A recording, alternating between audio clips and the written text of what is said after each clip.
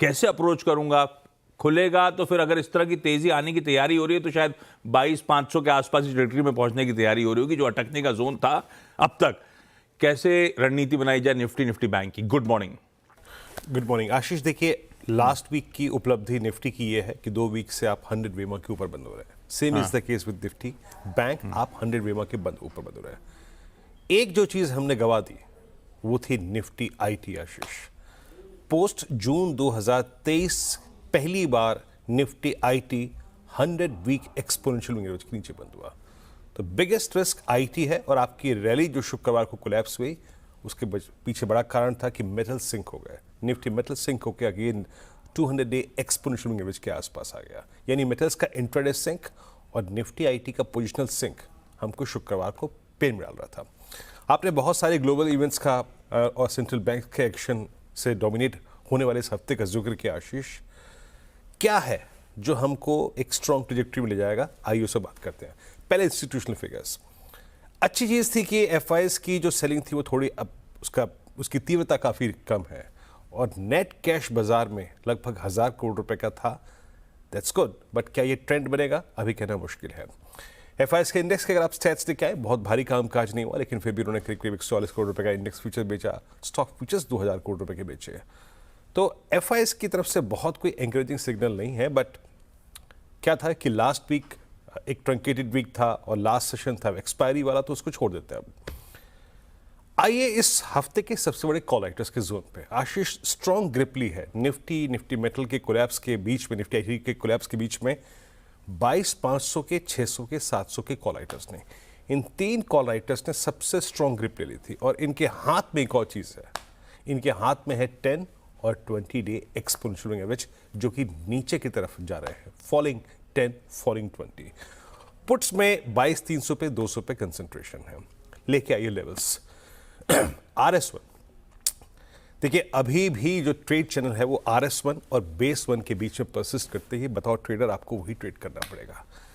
Gap up के बाद या फिर मिड सेशन में निफ्टी एक अटेम्प्ट ले 527, यानी पहले कॉल राइटर, या फिर आपके पिछले 4 कैंडल्स के एवरेज स्विंग हाई को अगर बाइसेक्ट करता है, then a swing towards 582, 614 and 646 possible. Only in that case if we sustain above 527.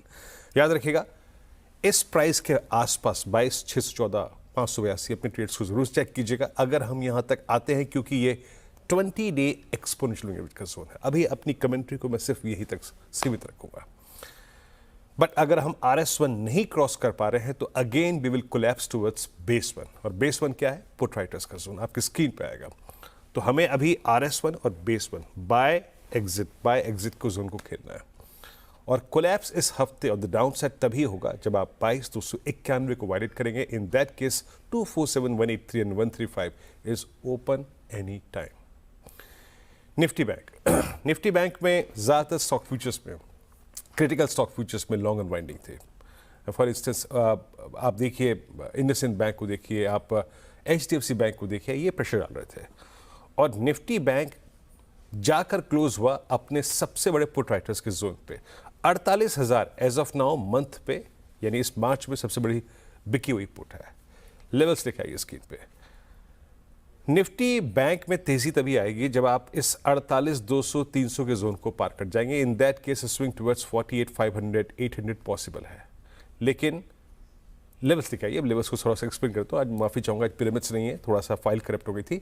Levels पर अगर निफ्टी स्पॉट पोस्ट ओपनिंग 48,195, 313 ऊपर के सस्टेन होता है तो आपका ट्रेड स्विंग मिलेगा टुवर्ड्स 478, 559 एंड 694। यहां ट्रेड को कवर कर दीजिए, बट अगर पहला रेजिस्टेंस नहीं निकल रहा है तो छोड़ दीजिएगा।